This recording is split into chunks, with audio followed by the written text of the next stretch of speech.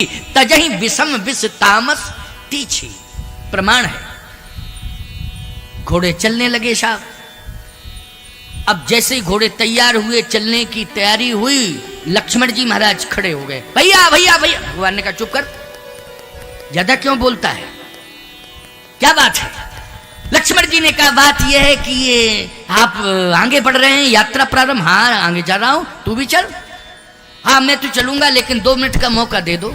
तो भगवान ने सोचा हो सकता है कि नित्य क्रिया से निवृत्त होना चाहता होगा, इसलिए कह रहा 2 मिनट का। भगवान ने कहा क्या बात है, 2 मिनट का मौका क्यों ले रहा है। लक्ष्मण ने कहा इसलिए ले रहा हूं, ये सब सो गए हैं, इनको जगा दूं।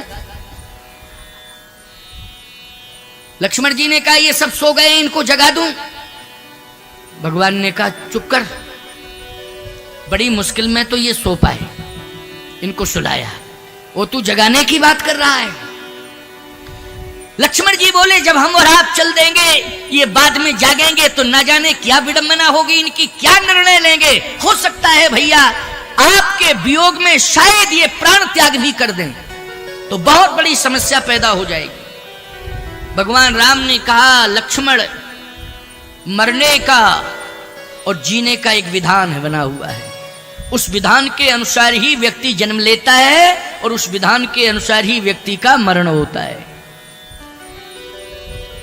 लक्ष्मण जी ने कहा भैया एक निवेदन कर रहा हूं कि इनकी गलती क्या हो गई। भगवान राम ने कहा तुम्हारी समझ में नहीं आ रहा इनकी गलती क्या हो गई। लक्ष्मण जी बोले मेरी समझ में तो यही आ रहा है, इनकी यही गलती है, ये सो गए, यही गलती है, सो गए। भगवान राम बोले ये सो गए तो हम इनसे खो गए, अगर ये सोते नहीं तो हम खोते नहीं। लक्ष्मण जी ने कहा मेरी समझ में आ गया कि आप सोने वालों को छोड़ के चले जाते हैं, तो मैं प्रतिज्ञा करता हूं कि 14 वर्ष तक अब जंगल में सोऊंगा ही नहीं। इसी तरह आप मुझे भी छोड़ करके चले जाएंगे, अब नहीं सोऊंगा। समझ में आ गया कि आप सोने वालों को छोड़ करके चले जाते हैं। 14 वर्ष तक लक्ष्मण जी बोलो सोए क्या। लक्ष्मण जी सोए नहीं 14 साल तक। लक्ष्मण जी ने अन्न जल का भी त्याग किया, सा निद्रा का त्याग किया। नींद नारी भोजन पर हरई। कहिए तात सो परम विरागी।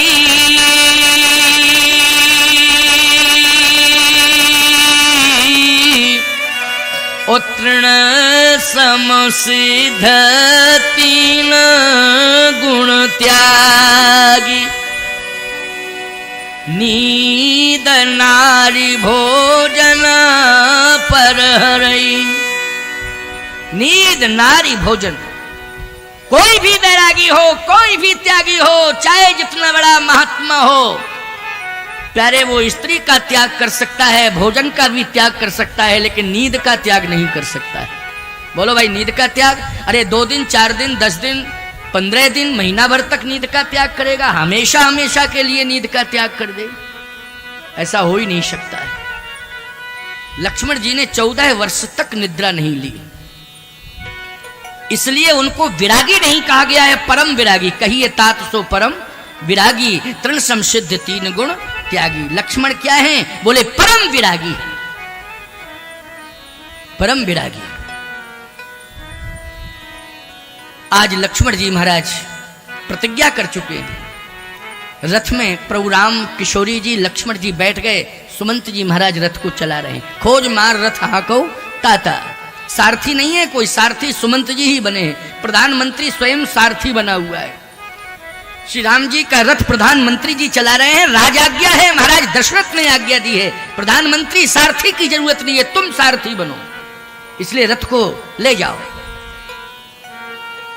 प्रधानमंत्री जी को अभिमान हो गया, सुमंत जी को क्या अभिमान हुआ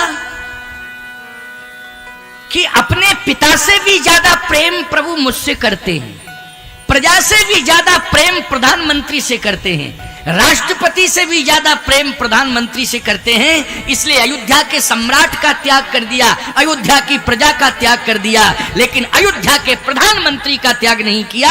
इसलिए मुझे जगाया भी है और मुझे साथ भी ले जा रहे हैं। यह अभिमान किसको हुआ, प्रधानमंत्री सुमंत को। गुमान गोविंद ही भावत नहीं। भगवान को अभिमान नहीं है पसंद, याद रखना, चाहे कोई भी हो, भगवान को अभिमान पसंद नहीं। अभिमान कभी करना ही नहीं चाहिए। अभिमान सबसे खतरनाक राक्षस है।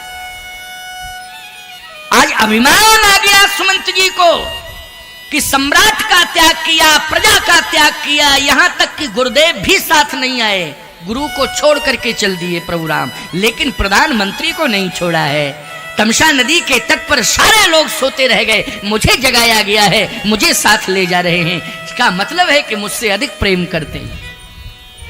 भगवान समझ गए प्रधानमंत्री जी को अभिमान आ गया है। आगे गंगा जी का तट आया, जैसे गंगा का तट आया भगवान रथ से नीचे उतर गए। प्रधानमंत्री जी ने कहा महाराज बैठे रहिए, उतरने की जरूरत नहीं। क्यों? इसलिए कि ये जो घोड़े हैं ना, ये जल चलही थलही की नहीं, ये जल में थल की तरह चलते हैं, इसलिए चिंता करने की जरूरत नहीं है। अभी गंगा पार करेगा ये रथ, अभी गंगा पार करेगा रथ, उतरने की जरूरत ही नहीं। भगवान ने कहा कि मैं इसलिए उतर गया हूं क्योंकि अब मैं आपके साथ नहीं जाना चाहता हूं, और इसलिए उतर गया हूं कि अब मैं आपको यहां से वापस कर रहा हूं, आप जाइए, रथ को लेके जाइए। अब साहब उदास हो गए सुमंत जी। सुमंत जी ने कहा अरे हो क्या गया ऐसा, क्या मेरे रथ के संचालन में कोई कमी आ गई? याद रखना, रथ के संचालन में कमी नहीं आई, विचारों में कमी आ गई। क्यों भाई, किस में कमी आई? विचारों में कमी आ गई। एक बात आपको बताएं, भोजन बन गया है साहब, लेकिन बनाने वाले ने अगर भोजन प्रेम से नहीं बनाया है तो उस भोजन में पाने वाले को स्वाद नहीं मिलेगा। इस बात का अनुभव आप सबने किया होगा। ये तो शास्त्र की परंपरा है, शास्त्र कह रहा है बनाने वाले ने अगर भोजन को प्रेम से नहीं बनाया है तो उस भोजन में स्वाद नहीं मिल सकता है, पाने वाले को स्वाद बिगड़ जाएगा उसका। सामग्री वही रहेगी, बनाने का तरीका वही रहेगा, लेकिन स्वाद बिगड़ जाएगा। क्यों? क्योंकि बनाते समय भाव में अंतर आ गया, भाव में अंतर आ गया। जब अयोध्या से प्रधानमंत्री जी चले थे तमसा नदी के तट पर, भाव कुछ और था, और तमसा नदी के तट से गंगा नदी के तट तक पहुंच रहे हैं तो भाव कुछ और है। अभिमान आ गया। बोलो आ गया अभिमान कि नहीं? गुमान गोविंद भावत नहीं। भगवान को अभिमान पसंद नहीं है। भगवान ने कहा अब मैं आपके साथ नहीं जाना चाहता हूं, आप रथ ले जाइए और वापस जाइए। मैं कहां जाऊं? अयोध्या वापस जाइए, अयोध्या।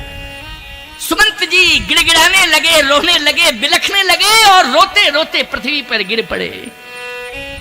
राम, कोई भूल मुझसे हो गई हो तो मैं क्षमा मांगता हूं, मुझे क्षमा कर दो, मुझसे कोई भूल। कहे महाराज कोई भूल नहीं आपसे, हम ही से भूल हुई जो हम आपके साथ चले आए। आपसे कोई भूल नहीं हुई, हम ही से भूल हुई है जो मैं आपके साथ चला आया। आपसे कहां भूल हो सकती है? आपसे भूल नहीं, मुझसे भूल हुई। नहीं नहीं नहीं, ऐसा मत कहो, ऐसा मत कहो। गोस्वामी जी कहते बरबस राम, बरबस मानी जबरदस्ती, बरबस राम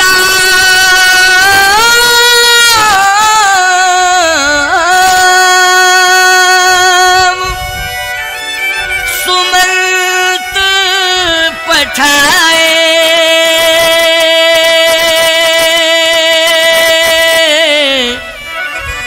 सुरसरी तीर आप तहीं आए। बरबस राम सुमंत पठाए, सुरसर तीर आप तहीं आए। बरबस मानी जबरदस्ती, बरबस जबरदस्ती भेजा, नहीं जाइए जाइए जाइए। जाना नहीं चाहते प्रधानमंत्री जी, लेकिन बार बार जबरदस्ती भेज रहे, जाइए जाइए जाइए। घोड़े नहीं वापस जाना चाहते अयोध्या, पशु। ये घोड़े जो है अयोध्या की ओर देखना ही पसंद नहीं कर रहे। सुमंत जी को विवश कर रहे हैं भगवान, लेकिन पशुओं को कैसे विवश करेंगे बोलो? लेकिन घोड़े नहीं जाना चाहते। सुमंत जी ने बहुत प्रयास किया, आगे बढ़ाए। रथ हा क्यों है राम तन हेरी हेरी नाय, बार बार राम जी की ओर देख रहे हैं, हिनहिना रहे हैं, आंसू गिर रहे हैं, जाना नहीं चाहते अयोध्या, घोड़े नहीं वापस जाना चाहते। जासु वियोग बिकल पशु ऐसे, जासु वियोग बिकल पशु ऐसे, जासु वियोग बिकल पशु ऐसे, जासु वियोग बिकल पशु ऐसे, प्रजा मातु पितु जीहई कैसे, प्रजा मातु पितु जीहई कैसे, प्रजा मातु पितु जीहई कैसे, प्रजा मातु पितु जीहई कैसे। जासु वियोग बिकल पशु ऐसे, प्रजा मातु पितु जीहई कैसे। पशु पक्षी भी प्रेम करते हैं राम से, बोलो करते हैं कि नहीं? मैं कहता हूं राम दूर तुमको दिखाई दे रहे हैं, दिखाई ही नहीं दे रहे हैं, दूर लग रहे हैं, अनुभव कर रहे हो कि राम दूर है, लेकिन राम का नाम तो दूर नहीं है, राम का नाम दूर नहीं है, राम दूर है, दिखाई नहीं दे रहे हैं। राम का नाम तुम्हारे पास है, लेकिन तुम पकड़ नहीं रहे हो। राम के नाम को पकड़ लो, इंसान की बात छोड़ो, पशु पक्षी भी तुमसे प्रेम करने लगेंगे। ये रामचरितमानस का डिमडिम नाद है। इंसान की बात छोड़ो, पशु पक्षी भी प्रेम करेंगे। जासु वियोग विकल पशु ऐसे, प्रजा मात पित जी हैं कैसे। लेकिन भगवान की माया, भगवान ने अपनी माया के कारण उन घोड़ों को आगे बढ़ा दिया, रथ आगे बढ़ रहा है। बार बार सुमंत जी देख रहे हैं, रो रहे हैं, लेकिन भगवान का इशारा है तो रथ आगे बढ़ रहा है। लेकिन विचार ये करना है, राम कथा प्रेमियों, ये विचार करना है कि प्रधानमंत्री को भगवान ने वापस कर दिया। बोलो वापस किया कि नहीं किया? किसे किया? प्रधानमंत्री को। लेकिन प्रसंग ये कह रहा है कि प्रधानमंत्री को वापस किया, लेकिन मजदूर को बुला रहे हैं अपने पास। क्यों? प्रधानमंत्री को दूर कर रहे हैं और मजदूर को बुला रहे हैं। सीधी सी बात यह है कि अभिमान यदि आ गया किसी के जीवन में, तो चाहे प्रधानमंत्री ही क्यों ना हो, भगवान दूर कर देंगे। हाँ, और यदि निराभिमानता आपके जीवन में है, भले ही आप मजदूर क्यों ना हो, विपन्न क्यों ना हो, आप राम तक नहीं पहुंच पा रहे हैं, लेकिन राम आपको खोजता खोजता आपके पास पहुंच जाएगा। ये प्रमाण मिल रहा है, राम खोजता खोजता आपके पास आ जाएगा। बोलो आ जाएगा कि नहीं? और यही प्रमाण मिला कि नहीं मिला? बोलो भाई, यही प्रमाण इस प्रसंग में मिला है। वो मजदूर बेचारा कहां पहुंचता राम के पास, उसकी औकात क्या, उसकी ताकत क्या, लेकिन राम खोज रहे हैं उसे। कहां है वो? निराभिमानी है कहां? खोज रहे हैं उसे, देख रहे हैं। प्रमाण क्या है?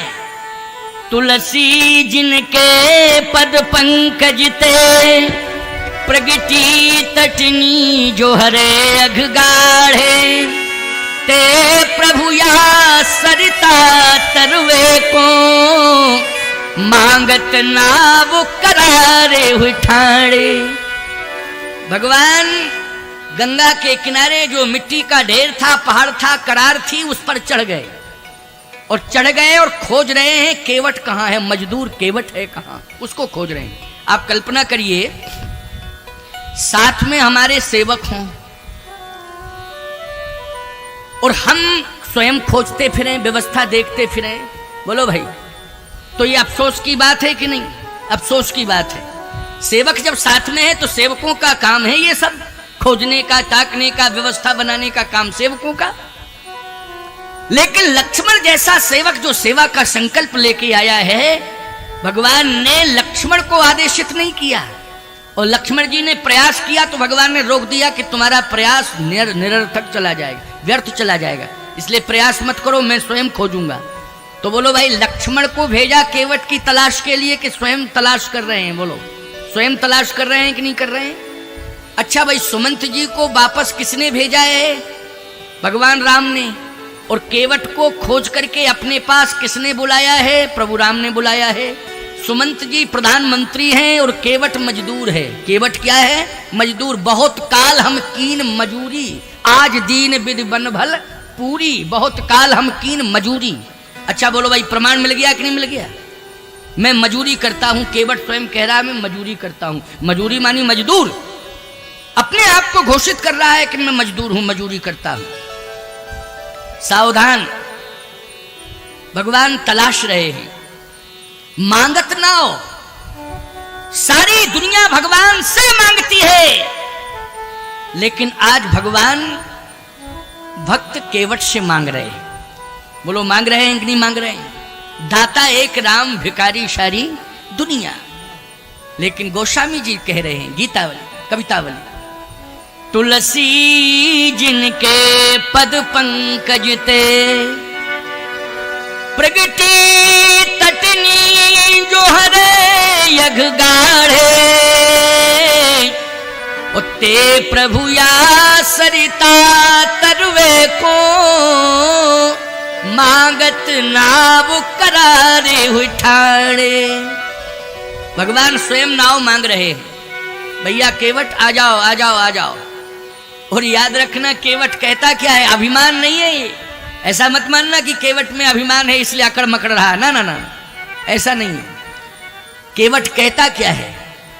केवट ये कहता है कि आप मुझे क्यों बुला रहे हैं? भगवान ने कहा मुझे पार जाना है, इसलिए मुझे गंगा पार कर दो। तो केवट कहता है कोई जरूरी नहीं है कि आप नाव में बैठ के ही पार जाओ। क्यों भाई? जब नदी पार करनी है तो नाव की तो जरूरत ही पड़ेगी।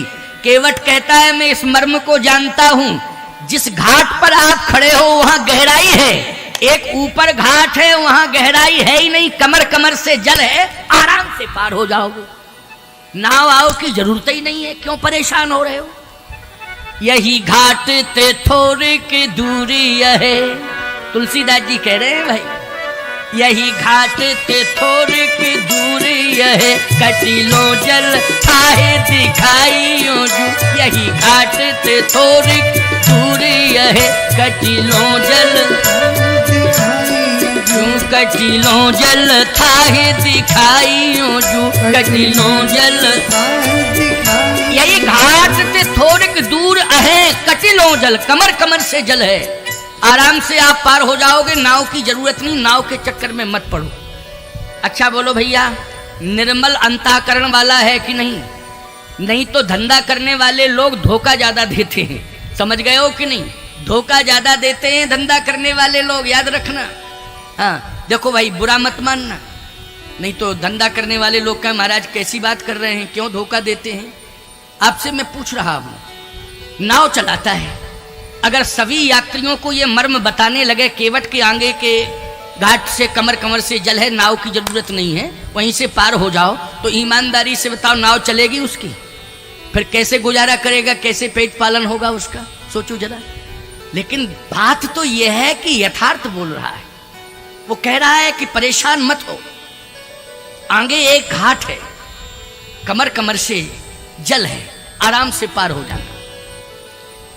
लक्ष्मण जी ने कहा भैया ऐसा है, ये मजदूर तो है लेकिन मूर्ख भी है। भगवान बोले कैसे? कह देखो तो, कहता है आगे एक घाट है उसमें कमर कमर से जले, या तो ये झूठ बोल रहा है। भगवान बोले ये झूठ नहीं बोल रहा है, सत्य कह रहा है।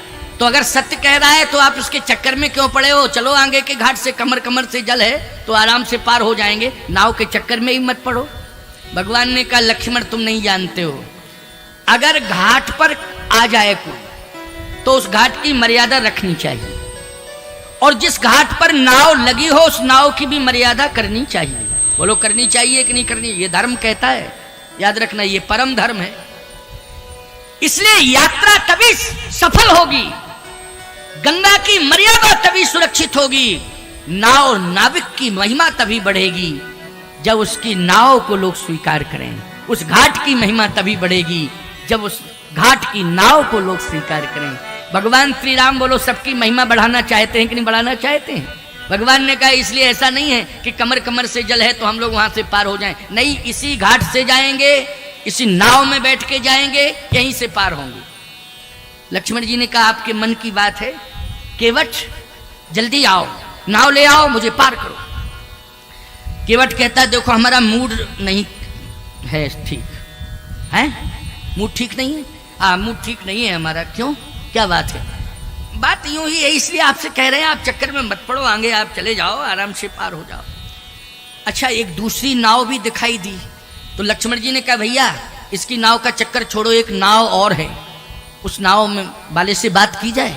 भगवान ने कहा नहीं नहीं नहीं, जिससे मैं बात कर रहा हूं उसी की नाव से पार जाना है। नाव तो बहुत है, नाविक भी बहुत है, लेकिन संबंध जिससे है उससे बात होगी। समझ गए हो कि नहीं? संसार में लोग बहुत हैं, लेकिन जिनसे भगवान का संबंध है, वो भगवान जिनसे अपना संबंध बना चुके हैं, उन्हीं से बात होगी। बोलो होगी कि नहीं होगी? इसलिए मैं कहता हूं मानिए सवई राम के नाते, तुम लोग भगवान से जुड़ जाओ, भगवान से अपना संबंध बना लो, भगवान तुम्हें खोजता फिरेगा। बोलो खोजता फिरेगा कि नहीं? संबंध किससे बनाना होगा? तुम्हें भगवान से बनाना होगा, भगवान खोजता फिरेगा। उल्टा हो रहा है, तुम भगवान को खोजते फिर रहे हो, इसलिए खोजते फिर रहे हो कि तुमने संबंध अभी ठीक से बनाया नहीं है। संबंध बना लोगे तो भगवान खोजेगा। केवट ने संबंध बना लिया है प्यारे, पहले से ही बना लिया है। भगवान ने कहा केवट तुम्हारी नाव में बैठ के ही पार जाएंगे, तुम्हारी नाव लाओ जल्दी। एक बात मैं आपसे कह रहा हूं, जब रावण सोने का रथ लेके आया श्री राम के सामने लंका के सम्रांगण में, तो विभीषण जी ने एक बात कही थी कि महाराज ये राजा है, इसके पास सोने का रथ है, ये सोने के रथ पे बैठकर युद्ध करना चाहता है, लेकिन मेरी आपसे एक प्रार्थना है, आप भले ही वनवासी हैं, अयोध्या से रथ नहीं मंगा सकते हैं, लेकिन देवताओं को सुखी करने के लिए आप युद्ध कर रहे हैं, तो आप इंद्र से तो रथ मांग ही सकते हैं, इंद्र से रथ। और इंद्र का धर्म कहता है कि रथ भेजना चाहिए, इसलिए आप इंद्र से रथ मांगिए। भगवान ने कहा नहीं नहीं, मैं नहीं मांगूंगा। तब तक देवताओं ने आपस में चर्चा की और कहा महाराज विभीषण कान भर रहा है राम जी के, कहीं मूड अगर बदल गया और वापस हो गए तो गड़बड़ हो जाएगा, इसलिए रथ भेज दो, स्वर्ग से रथ भेजो। इंद्र बोला हम रथ तो भेज ही दें, वो कहें तो हमारे पास दशरथ है, हम दशरथों को भेज दें। रथ की बात छोड़ो, आप कहो महाराज दशरथ, राम राम कह राम कह, राम राम कह राम, तन पर हर रघुवर बिरह, राव गए सुर धाम, सुर धाम मानी स्वर्ग गए। बोलो गए दशरथ जी स्वर्ग के नहीं? तो इंद्र ठीक तो बोल रहा है कि रथ भेज दें, कहो दशरथों को भेज दें, रथई पे बैठाल दें, दशरथ को चले जाओ, है तो रथ भी मिल जाएगा और पिताश्री भी मिल जाएंगे। इसलिए ऐसी कोई बात नहीं, लेकिन हमारी अपनी इज्जत है, प्रतिष्ठा है, थोड़ी सी सूचना तो पहुंचाए, एक सूचना पहुंचा दें कि श्रीमान इंद्र जी एक रथ की अविलंब आवश्यकता भेजिए, तो मैं तुरंत रथ भेज दूंगा। अच्छा, भगवान ने कहा समझ में बात आ रही, ये अभिमानी है, ये सम्मान चाहता है, ये अभिमानी हो गया, ये सम्मान चाहता है, सावधान, मैं धर्म की रक्षा करने के लिए, धरित्री को स्वतंत्र करने के लिए मैं बिना परित्राण के, बिना छाया के, बिना रथ के युद्ध करूंगा, लेकिन अभिमानी इंद्र से मैं रथ नहीं मांगूंगा। और भगवान ने इंद्र से रथ नहीं मांगा, धर्म रथ पर बैठकर भगवान ने युद्ध किया है। किस रथ पर बैठकर युद्ध किया है? धर्म रथ पर बैठकर युद्ध किया है। लेकिन संकेत मेरा यह है कि भगवान ने इंद्र से रथ नहीं मांगा, लेकिन वही भगवान केवट से नाव मांग रहे हैं। बोलो भाई मांग रहे हैं कि नहीं मांग रहे? इंद्र से रथ नहीं मांग रहे हैं, वो केवट से नाव मांग रहे हैं। अब तुलना करो जरा इंद्र की और केवट की तुलना, जमीन आसमान का अंतर है कि नहीं? कहां इंद्र राजा स्वर्ग का अधिपति और कहां मजदूर मजदूरी करने वाला। लेकिन तुलसी जिनके पद पंकज ते प्रगटी तटनी जो हरे अगगाड़े, ते प्रभु या सरिता तरवे को मांगत नाव करारे हुए ठाणे। भगवान कहते हैं केवट मैं तुमसे नाव मांग रहा हूं, तुम नाव लेके आओ, मैं तुम्हारी नाव में बैठ के ही पार जाऊंगा। तो केवट कहता है ज्यादा पीछे पड़ गए हो तो हमारी शर्त है उसको पूरा करो। भगवान राम ने कहा क्या शर्त है? कहा ये बताओ पहले वचन दो पूरा करोगे कि नहीं करोगे? भगवान राम ने कहा मैं पूरा करूंगा शर्त को, लेकिन पहले बता तो दे शर्त है क्या। लक्ष्मण जी बोले ज्यादा क्यों पीछे पड़े हो आप, हम समझ रहे हैं शर्त यही है। ये शर्त पूरी कराना चाहता है कि ये जानता है, पूरा संसार जानता है कि आपका जो वनवास हुआ ना, वो वनवास विश्व चर्चित है कि अम्बा कैकेयी ने आपको तपस्वी के वस्त्र दिए हैं और आप तपस्वी के वेश में आए हैं। इन वस्त्रों में ना कोई जेब है, ना नोट रखने का इंतजाम है, ना आपके पास रुपया पैसा है। इसको ये मालूम चल गया है कि इनके पास लेने देने के लिए कुछ नहीं है, फ्री फंड की यात्रा होगी, तो फायदा क्या है। इस मर्म को ये जानता है, इसलिए शर्त कराना चाहता है कि यदि आपके पास लेने देने के लिए कुछ हो तब तो हम आए, नहीं फायदा क्या है। भगवान ने कहा वैसे तो ऐसा नहीं होना चाहिए, लेकिन फिर भी पूछे लेता हूं। भगवान ने कहा केवट तुम्हें यही संदेह हो रहा है कि मेरे पास लेने देने के लिए कुछ नहीं है, यही संदेह है कि मेरे पास लेने देने के लिए कुछ नहीं है, इसलिए तुम पार नहीं करना चाहते हो मुझे। सावधान, ध्यान से सुनना, बहुत महत्वपूर्ण बात बता रहा हूं, इसमें भाव बहुत छिपे हुए हैं साहब। केवट की आंखों में आंसू आ गए। कहा सरकार आपके पास जो देने के लिए है संसार में किसी के पास नहीं। अरे तो क्या है, मेरे पास जो होगा मैं दे दूंगा। हाँ आपके पास है, मुझे रुपया पैसा नहीं चाहिए, फिर मुझे तो अपना कल्याण चाहिए। कल्याण?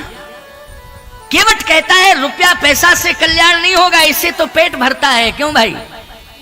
रुपया पैसा होगा, धन संपत्ति जायदाद होगी, इससे आपके उदर की पूर्ति होगी, भरण पोषण आपका होगा।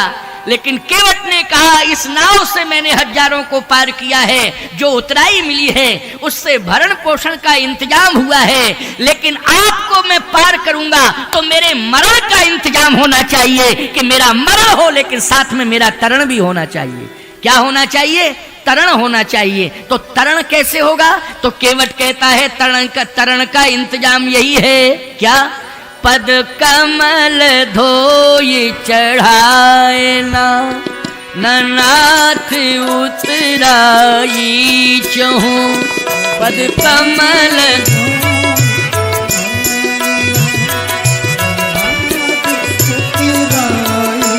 चहूं, पद कमल धोई चढ़ाए ना, नाथ उतराई चहूं। पद कमल धोए चढ़ाए ना, नाथ उतराई चहूं। मोहे राम रावुर आन दशरथ, सफत सब साची कहूं। मोहे राम आन दशरथ, सफत सब साची कहूं। पद कमल धोई चढ़ाए ना, नाथ उतराई चहूं। पद कमल धोए चढ़ाए नाव, न नाथ उतराई चहूं। आपके चरण का चरणोदक चाहिए मुझे। अच्छा बोलो, उद्धार किससे होगा? संपत्ति से होगा कि भगवान के चरणोदक से होगा? भगवान के चरणोदक से उद्धार होगा।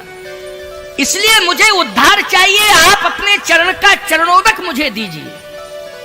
अगर आप चरणोदक दे सकते हो तब तो मैं आऊं, और यदि आप नहीं दे सकते हैं तो मैं नहीं आऊंगा। भगवान ने कहा यह श्रद्धा का विषय है, इसमें किसी प्रकार की हट नहीं करना चाहिए। क्यों भाई? चरणोदक लेना है तो यह श्रद्धा का विषय है कि नहीं? श्रद्धा पर डिपेंड करता है, ये करता है कि नहीं करता है? अगर तुम्हारे मन में भाव है, श्रद्धा है, तो चरणोदक ले लो।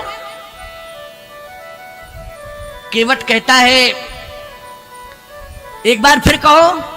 भगवान ने कहा यदि तुम्हारे मन में श्रद्धा है तो चरणोदक ले लो, लेकिन देर मत करना, मुझे जल्दी पार होना है। इसलिए बेगयान जल, बेग मानी जल्दी, बेगयान जल पाए पखारू, और होत विलंब उतारहूं पारू। देग मानी जल्दी, जल्दी क्या लाओ? जल। जल मानी गंगा जल, जल्दी गंगा जल लाओ, हमारे पैर पखारो, चरणोदक लो, पार करो। जैसे ही केवट ने ये शब्द सुना कि जल्दी जल ले आओ, तो केवट गंगा जी की तरफ नहीं गया, गांव की तरफ गया। देखो साहब, जल कहां मिलता? गंगा जी में मिलता कि गांव में मिलता? ये बताओ। जल तो गंगा जी में मिलता, लेकिन गांव की तरफ भागा। लक्ष्मण जी बोले देखो प्रभु, आपने कहा बेग आन जल, जल्दी गंगा जल लाओ, चरण पखारो, गांव की तरफ भाग गया। इसका मतलब है इसका मूड नहीं है पार करने का, आप पीछे पड़े। और इसका बिल्कुल मूड ही नहीं है आपको पार करे। और अगर यही कंडीशन बनी रही तो 14 साल तक यहीं खड़े रहोगे, हमारा अनुभव कह रहा है। और यदि आप मुझे आज्ञा दो तो ये क्या पूरा खानदान आ जाएगा और प्रार्थना करेगा जल्दी पार कर। देर वेर कुछ नहीं लगेगी, तुरंत ही आपको पार कर देगा। ये पूरा खानदान आकर के यहाँ प्रार्थना करेगा। लेकिन अब आप हैं, आपका स्वभाव है, क्या बतावें, आप मुझे यूज क्यों नहीं कर रहे? आखिर मैं किस लिए आया हूं? आपकी सेवा के लिए आया हूं और डिसिप्लिन सिखाने के लिए भी आया हूं। अनुशासन कैसे उसका अनुपालन किया जाता है ये मैं जानता हूं भैया। आपका आदेश मिल जाए तो अभी पूरा का पूरा परिवार आ जाएगा ही। भगवान ने कहा एक बात बताओ लक्ष्मण, तुम खड़े कहां हो? कहा घाट पर। ये भाषा घर की बोल रहे हो कि घाट की बोल रहे हो? तुम ये बताओ। ये भाषा घाट की नहीं है, ये भाषा है घर की। और घर की भाषा में और घाट की भाषा में बहुत अंतर होता है। बोलो होता है कि नहीं होता है? अच्छा, तुम घर में चाहे जैसे बोलते रहो, लेकिन यदि घर से बाहर निकल गए हो दूसरे स्थान पर, कहीं किसी गांव में या बाहर, तो आपको संभल के बोलना पड़ेगा कि नहीं बोलना पड़ेगा? बोलो जल्दी। भाषा संभल के ही बोलो, देश काल परिस्थिति को देख के ही बोलना चाहिए, बिना विचारे कभी नहीं बोलना चाहिए। लक्ष्मण, ये तुम्हारी बिना विचार की भाषा है कि पूरा खानदान आ जाएगा और 1 मिनट में अभी जो है सब पार कर देंगे आपको। आप मुझे आज्ञा तो दो, मुझे आदेश तो दो। नहीं नहीं नहीं, इस भाषा से काम नहीं चलेगा। लक्ष्मण, अभी तुम शांत रहो। कहे वो तो चला गया है, अब पार कौन करेगा? कहे आएगा, पता नहीं कल आवे, परसों आवे, कब आवे, बरसों में आवे, तो इसके मूड की बात है। वो आप जिद कर चुके कि इसी की नाव में बैठ के पार जाऊंगा। भगवान बोले बरसों में नहीं आएगा, परसों भी नहीं आएगा, अभी अभी आएगा। आपका विश्वास बोल रहा, हाँ मेरा विश्वास कह रहा अभी अभी आएगा। और वास्तव में थोड़ी देर बाद एक बड़ा सा कठौता लिए चला आ रहा है। लक्ष्मण जी बोले ये नया आइटम क्या है? भगवान बोले आने तो दो पास में, तब पता लगे कि क्या है, अभी तो दूर से दिखाई दे रहा है। जैसे ही भगवान के सामने वो कठौता हाथ में लेके चला आ रहा था, भगवान के सामने रख दिया, उसमें भरा था पानी। लक्ष्मण जी बोले भैया मेरा दिमाग खराब हो गया। क्यों? गंगा जी समीप में, और ये गांव गया, गांव से पानी भर के लाया, गंगा के किनारे खड़ा है और गंगा के किनारे ही नाव चलाता है, यहीं रहता है, और इसे गंगा जल के लिए आपने आदेश दिया था, लेकिन ये गांव गया, कठौते में पानी भर के ले आया। ये बात मेरी समझ में नहीं आ रही। अच्छा, तुलसीदास जी से पूछा क्या ये सत्य है कि पानी भर के लाया? देखो, अगर जल है कठौते में तो गंगा जल है, और यदि पानी है तो गंगा जल नहीं है, क्योंकि गंगा जल को पानी नहीं कह सकते आप। यदि पानी आपने गंगा जल को कह दिया तो अपराध लग जाएगा, बहुत बड़ा अपराध है। जैसे आपने शालिग्राम भगवान को पत्थर मान लिया तो अपराध है, तुलसी को हरी घास मान लिया तो अपराध है, ऐसे गंगा जल को, यमुना जल को आपने पानी कह दिया तो फिर ये अपराध है। समझ लेना, पानी नहीं कहा जा सकता है। पानी तो कुएं का पानी है, लेकिन गंगा जी में पानी है नहीं नहीं, यमुना जी में पानी नहीं नहीं, जल है, जल। गोस्वामी जी कहते ये पानी लाया है केवट राम रजाय सुपावा, पानी कठौता भर लई आवा। क्या भर के लाया? पानी कठौता भर ले आवा। पानी भर के लाया पानी भर के कि नहीं? तो जब गंगा के किनारे है तो पानी की क्या जरूरत? बोलो, कोई जरूरत है? हमारी समझ में तो कोई जरूरत नहीं। गंगा के किनारे पानी नहीं होता है। गंगा में कोई कुआं खोदेगा, मूर्ख माना जाएगा वो। बोलो भाई, गंगा में कोई कुआं खोदेगा, कूप खोदता है गंगा में? जब पानी अपरिमित है, जल है गंगा में, सुंदर दिव्य निर्मल है, तो पानी कुआं खोदने की क्या जरूरत है? सावधान। लेकिन पानी भर के लाया। लक्ष्मण जी ने कहा भैया ये तो पानी दिखाई दे रहा है, और ये भी पानी भला मैला वैला पानी, वैसे ही टाइप का, साफ पानी नहीं है। भगवान ने कहा देखो पूछते हैं। जैसे ही रख दिया कठौता, कहा लाओ चरण दो। भगवान बोले बाद में चरण दूंगा, पहले ये बताओ, मैंने कहा था गंगा जल ले आओ। बेग आन जल मानी गंगा जल, तो तुम गांव चले गए हो, गांव से पानी लेके चले आए। तो गंगा जल से तुमने चरण क्यों नहीं पखारने की सोची? तुम पानी क्यों लाए हो? पानी से क्यों पखार रहे हो? केवट बोला प्रभु जानबूझ करके। ऐसा क्यों? केवट ने कहा इसलिए कि मैंने ऐसा सुना है कि गंगा जी आपके चरण से निकली। कहां सुना है? बोले गंगा के तट पर तमाम ऋषि मुनि महात्मा आते हैं, तो गंगा की महिमा जब सुनाते हैं तो यही कहते हैं नख निर्गता मुनि वंदता त्रैलोक पावन सुरशरी विष्णु पादोत्कम पित्वा पुनर्जन्म न विद्यते। विष्णु का चरणोदक, चरण का चरणोदक। अच्छा, हां सत्य है। तो जब गंगा आपके चरण से निकली, और चरण से कब निकली है, कौन सी विधि से निकली? हाँ, कौन सी विधि से? बोले जब ब्रह्मा जी ने ब्रह्मधाम में आपका चरण गया और ब्रह्मधाम पहुंचा तो ब्रह्मा जी ने आपका चरण धोया था। हाँ, फिर ब्रह्मा जी ने जब चरण धोया तो जैसे ब्रह्मा चरण धो रहे थे, धोते धोते धोते धोते वही चरण रज जैसे ही कमंडल में आई तो देखा ब्रह्मा ने कि गंगा प्रकट हो गई। इसका मतलब है कि गंगा आपके चरण से प्रकट हुई, अर्थात गंगा है चरणोदक। आपके चरण का क्या है? चरणोदक। भगवान ने कहा ये बात तो समझ में आ गई, लेकिन तुम धोए क्यों नहीं हो गंगा जल से? इसलिए नहीं धोया कि जब एक बार आपके चरण धुल गए और धुलने से जो निकला सार वही है गंगा का प्रादुर्भाव। बोलो भाई, है कि नहीं? तो इसका मतलब है कि एक बार आपके चरण धुल गए हैं तो उसी से फिर दोबारा धो, उसी से फिर आपका चरण तो नहीं धोऊंगा। आपके अलावा और कोई होता तो मैं प्रयास कर लेता, लेकिन आपके चरण का चरणोदक जब गंगा है तो इस चरणोदक से दोबारा आपका चरण नहीं धोऊंगा। क्यों? आपका दोबारा चरण नहीं धोऊंगा। लक्ष्मण जी बोले भैया ये तो बहुत विद्वान है, हम तो सामान्य समझ रहे थे, लेकिन ये तो बड़ा विद्वान समझ में आ रहा है। वास्तव में इसकी बात में बहुत मर्म है, बहुत सार है। भगवान ने कहा इसलिए तो मैं कह रहा था कि इसकी बातों में मर्म छिपा है और तुम मर्म समझ नहीं रहे थे, तुम पता नहीं क्या क्या बोल रहे थे, इसलिए शांत रहो। हाँ तो धो लो भाई, ठीक है, अब तुम्हारा मन है। तो इससे ही तुम क्यों धोना चाहते हो? ये कहां से लाए हो पानी? ये पानी कहां से लाए हो? कई इस पानी को समाज के लोगों ने उपेक्षित कर दिया था, कोई यूज नहीं करता था। अच्छा, क्यों? बोले ये गांव के लोगों की मंद बुद्धि, गांव के लोगों की मंद बुद्धि। अच्छा, हे प्रभु ये जल, ये पानी इंतजार कर रहा था कि मेरा भी उद्धार होगा, कभी मेरा भी उद्धार होगा। और इस पानी के मर्म को मैं समझ रहा था कि ये उद्धार चाहता है कि मेरा उद्धार हो।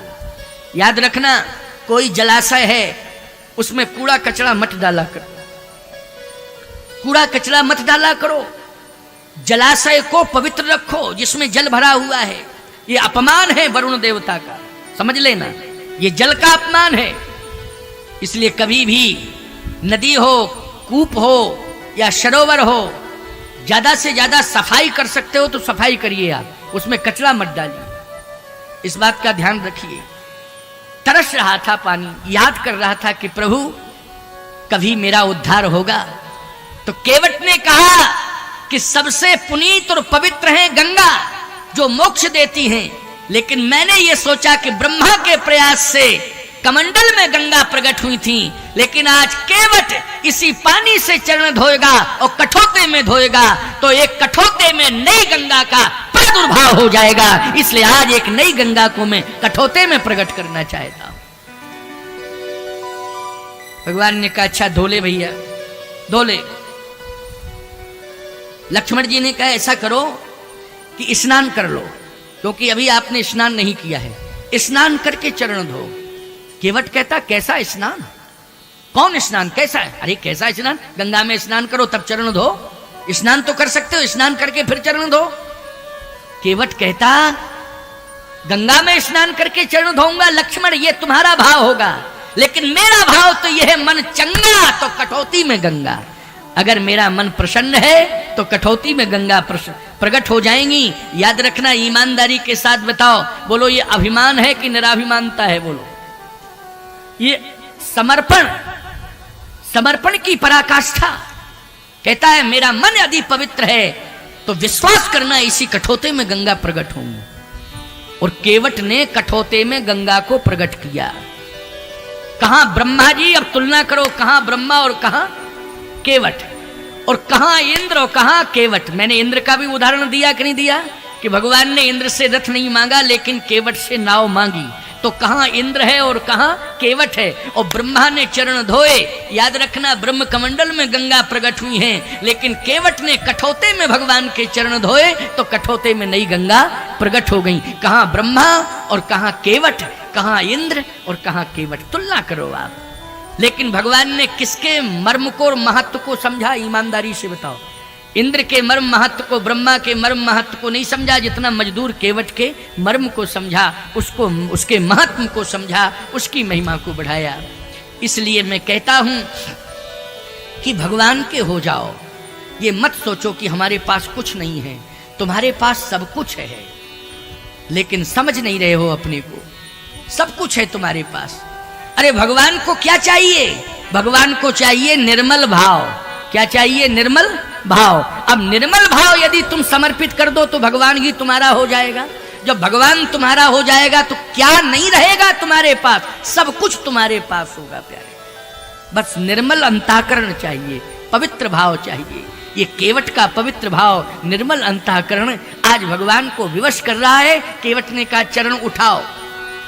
आहा, भगवान ने अपना चरण उठाया और केवट ने भगवान का चरण अपने हाथ में रख लिया। और जैसे हाथ में रखा तो कठौते के जल में, याद रखना भगवान का चरण हाथ सहित, हाथ और चरण दोनों कठौते के जल में डुबो दिया।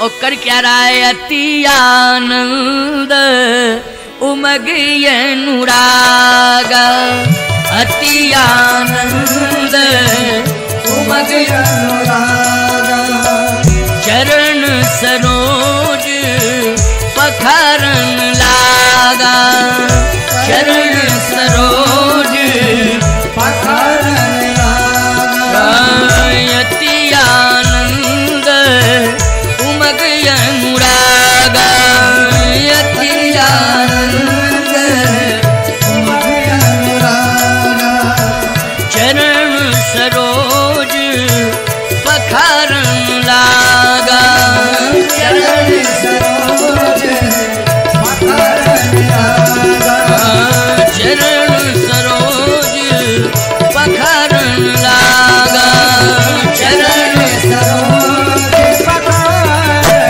लागा। आनंद नहीं, अति आनंद। आनंद में भान होता है, अति आनंद में भान नहीं होता है। अति आनंदित होकर भगवान के चरण पखारने लगा। इसका मतलब है कि एक ही चरण को पखार रहा है, दूसरा चरण को देख भी नहीं रहा है चरण की ओर, न उस चरण को पखार रहा है। एक ही चरण को, बस उसी को पखार रहा है। अब एक कंडीशन है प्यारे, क्या? आप घर में अगर चरण पखारेंगे तो जिसके पखारेंगे उसको आसन देंगे बैठने के लिए, बोलो देंगे कि नहीं? और फिर आप चरण पखारेंगे, कोई दिक्कत नहीं। चरण पखरवाने वाला आनंद से पखरवावे, चाहे जितनी देर तक पखारो। और यदि आप घाट पर चरण पखारेंगे तो पखारने वाला तो बैठेगा और पखरवाने वाला खड़ा होगा। क्यों भाई? अब कोई खड़ा हो और चरण पखरवा रहा हो तो एक पैर पखारने वाले के हाथ में होगा, पखरवाने वाले का पखारने वाले के हाथ में होगा एक चरण पृथ्वी पर होगा। तो जो चरण पृथ्वी पर है, पूरा का पूरा शरीर का वजन एक ही पैर पर होगा कि नहीं होगा, बोलो भाई। अच्छा, 1 मिनट में आप पखार लें तो कोई दिक्कत नहीं, और आप घंटों पखारें तो पखारने वाले को तो आनंद मिलेगा, लेकिन पखरवाने वाले को बोलो दिक्कत होगी कि नहीं होगी। वो हिलेगा डुलेगा, संतुलन बनाएगा, है। यही हुआ है भगवान राम के साथ। भगवान राम के साथ यही हुआ है। भगवान राम एक पैर के बल खड़े हैं और केवल चरण हाथ में लिए है और धो रहा है, पखार रहा है, और बहुत देर हो गई पखारते पखारते। लक्ष्मण जी ने कहा एक बात बताओ, चरण पखार रहे हो कि एक्सरसाइज करवा रहे हो, ये बताओ। फालतू का काम करते हो? अरे दूसरा क्यों नहीं पखार रहे हो? दूसरा पखारो। कितना कष्ट हो रहा है मेरे भैया को, अनुभव में कर रहा हूं, समझते ही नहीं हो, दूसरा भी पखारो। केवट बोला बगल वाले डिस्टरबेंस पैदा न करें, आमने सामने का मामला है। जिसके चरण पखार रहा हूं वो स्वयं कहे कि हमें कष्ट हो रहा है, ये बगल वाले क्यों बीच में बोल रहे हैं? भगवान राम ने कहा लक्ष्मण पहले मना किया था तुमको मैंने कि तुम बीच में मत बोलो, लेकिन तुम बीच में क्यों बोल रहे हो, चुप रहो। लक्ष्मण जी बोले भैया आपका कष्ट नहीं देखा जा रहा है, इतना कष्ट तो शायद आपने कभी उठाया नहीं होगा। केवट बोला सुनो छोटे ठाकुर लक्ष्मण कुमार, महाराज मनु और शत्रुपा से पूछो कितने हजार वर्ष तक एक पैर के बल खड़े रहे, पूछो पूछो। लक्ष्मण जी बोले भैया सही बात है। भगवान बोले चुप कर, है तो सही बात, मेरे ही कारण खड़े रहे। बोलो भाई खड़े रहे कि नहीं? कितने हजार वर्ष? 33,000 वर्ष एक पैर के बल ठाड़े रहे, एक पद दो, एक पैर के बल इंतजार करते रहे भगवान का। केवट ने कहा याद है आपने एक पैर के बल खड़ा किया हजारों वर्षों तक, तब आप आए थे, इसलिए आपको मैं याद दिला रहा हूं कि एक पैर के बल खड़े होने में कैसा लगता है, अनुभव करो। एक पैर के बल खड़े होने में लगता कैसा है, अनुभव करो। भक्तों को एक एक पैर के बल खड़ा करने के लिए मजबूर कर देते हो। लक्ष्मण जी बोले भैया ये मर्म की भाषा नहीं समझ पा रहे हम। राम जी बोले तुम समझ ही नहीं सकते हो, क्योंकि जिसने यह सब कराया है वो भुगत रहा। क्यों भाई, ये तो मैंने ही कराया ना, मनु शत्रुपा को खड़ा होना पड़ा मेरे कारण। अगर मैं जल्दी आ जाता तो हजारों वर्ष तक नहीं खड़े रहते एक पैर के बल, मैंने विलंब तो किया। लक्ष्मण जी बोले भैया तो अब मामला कैसे निपटेगा ये बताओ। भगवान बोले अब देखता हूं, विचार करता हूं। केवट दूसरा चरण धो लो, ठीक है ना, कोई दिक्कत की बात, दूसरा धो लो, इसमें क्या परेशानी। केवट कहता है शर्त है। भगवान बोले क्या शर्त है? केवट बोला शर्त ये कि जैसे मैं चरण आपका धो रहा हूं, हाँ, धोने के बाद आप इसे रखेंगे कहां? भगवान ने कहा गंगा जी की रेत में रखूंगा। तो केवट बोला फिर धोने से फायदा क्या है, वैसा ही का वैसा हो जाएगा। भगवान बोले वो तो कभी ना कभी रखना ही पड़ेगा, तेरे ही हाथ में रहेगा क्या मेरा चरण? यही भाव है कि तेरे ही हाथ में हमेशा चरण बना रहे, धरती पर नहीं रखूंगा।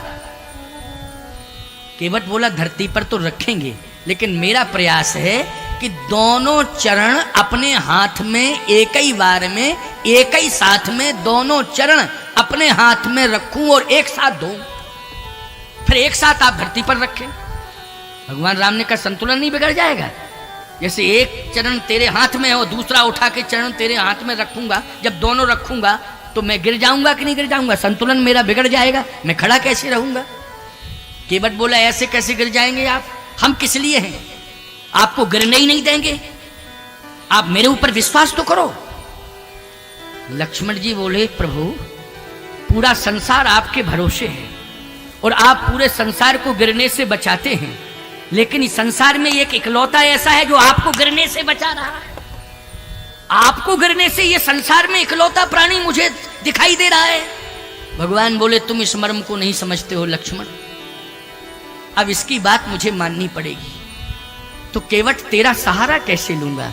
केवट ने कहा एक काम करो, मुझे पकड़ लो, मुझे पकड़ लो। तो भगवान ने कहा कि शरीर का कौन सा अंग पकड़ूं? केवट ने कहा मैं बैठा हूं, आप खड़े हैं, तो कोई खड़ा हुआ व्यक्ति बैठे हुए व्यक्ति को पकड़ना चाहता है तो सिर पकड़ेगा उसका।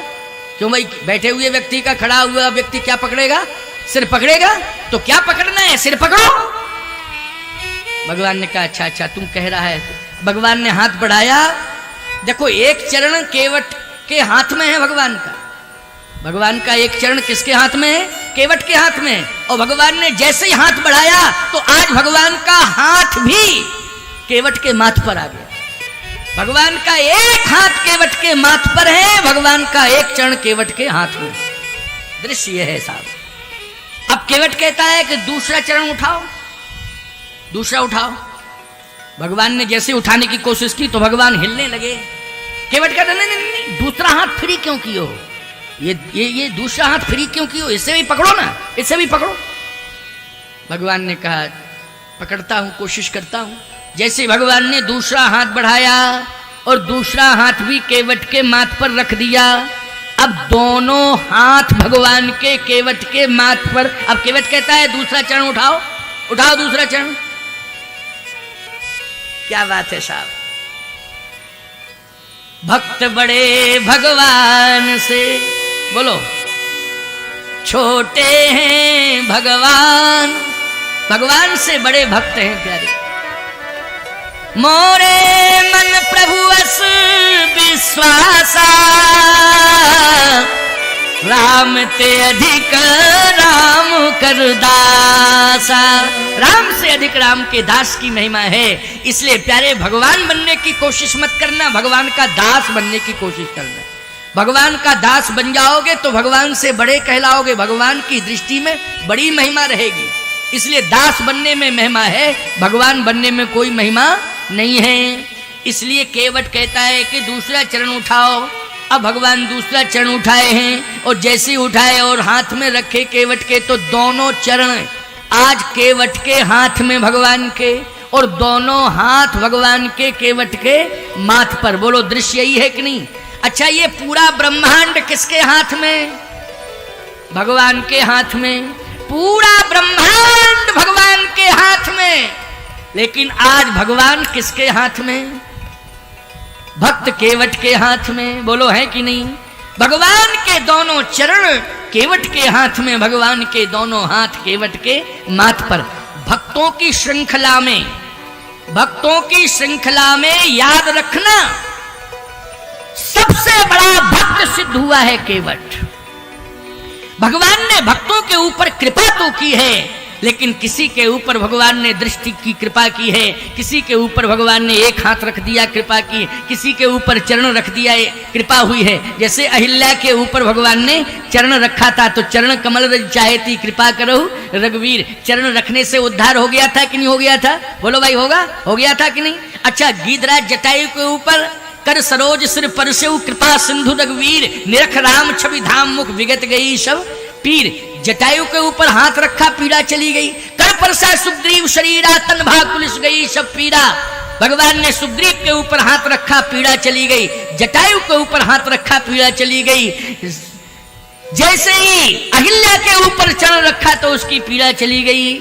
कृपा की है, चरण की हाथ रख के कृपा की है, लेकिन केवट के ऊपर इतनी बड़ी कृपा की है कि भगवान के दोनों चरण केवट के हाथ में, भगवान के दोनों हाथ केवट के माथ पर। सारा ब्रह्मांड भगवान के हाथ में है, लेकिन ब्रह्मांड के सहित ब्रह्मांडाधिपति आज भक्त केवट के हाथ में है। बरस सुमन सुर सकल सिहाही, यही संपूर्ण पुंज को नहीं। देवता बरसात करने लगे साहब, फूलों की वर्षा। सकल सुर सिहाही, बरस सुमन सुर सकल सिहाही। सकल जितने देवता 33 करोड़ हैं वो सब पुष्पों की वर्षा कर रहे हैं। यही संपूर्ण पुंज को नाही, इसके समान संसार में कोई पुण्य पुंज नहीं है। वाह,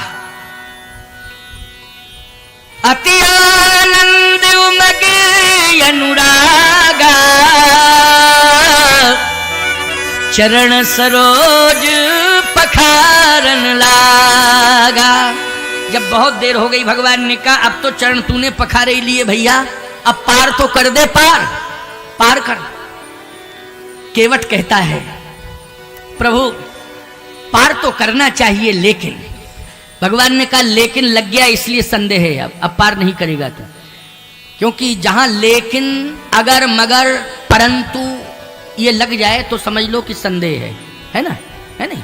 जैसे आप किसी के पास पहुंचे, अपने मित्र ही के पास पहुंचे, और जैसे मित्र के पास पहुंचे कहे भैया तुम मेरे दोस्त हो, मुझे अमुक वस्तु की आवश्यकता है, आपके पास है, आप दे दोगे तो मेरा काम चल जाएगा, मुझे परम आवश्यकता है इस समय, इसलिए आया हूं, वैसे मैं आता नहीं, आप मेरे मित्र हो, मुझे विश्वास है कि मैं जाऊंगा मांगूंगा तो आप दे देंगे। हाँ बिल्कुल आप मेरे मित्र हैं, मुझे देना तो चाहिए, लेकिन, बस लेकिन लग गया तो समझ लेना वो मिलना मिलना कुछ नहीं है। समझ रहे हो कि नहीं? बस यहीं पर भ्रम हो गया ना, यहाँ मिलना मिलना कुछ नहीं है। लेकिन अगर मगर तगर परंतु जहां लग जाता है वहां पर संदेह हो जाता है। जैसे केवट ने कहा पार तो करना चाहिए, लेकिन भगवान ने कहा लेकिन क्यों लगा दिया, क्या चाहते हो? अब तो चरण धो लिया तुमने, अब पार करने में क्या दिक्कत है, पार करो जल्दी, विलंब हो रहा है। केवट बोला बात यह है कि मैं सपत्नीक आपके चरण पखारना चाहता, सपत्नीक। अच्छा एक बात बताओ, कोई भी धार्मिक अनुष्ठान आप कर रहे हैं और पत्नी यदि जीवित है तो सपत्नीक बैठना चाहिए कि नहीं बैठना चाहिए? धर्म तो यही कहता, सपत्नीक। केवट ने कहा कि मैं सपत्नीक आपके चरण धोना चाहता हूं। भगवान ने कहा गांव गया था और पानी भर के लाया और जानता था कि सपत्नीक पखारना है तो पानी लेके आया, तो पत्नी को लेके क्यों नहीं आया साथ में? पानी और पत्नी दोनों को लेके चला आता तो क्या दिक्कत थी, आराम से पैर पखार लेता, लेकिन पत्नी को लेके नहीं आया, पानी भर लेके चला आया और घंटों लगा दिए। अब कहता सपत्नीक।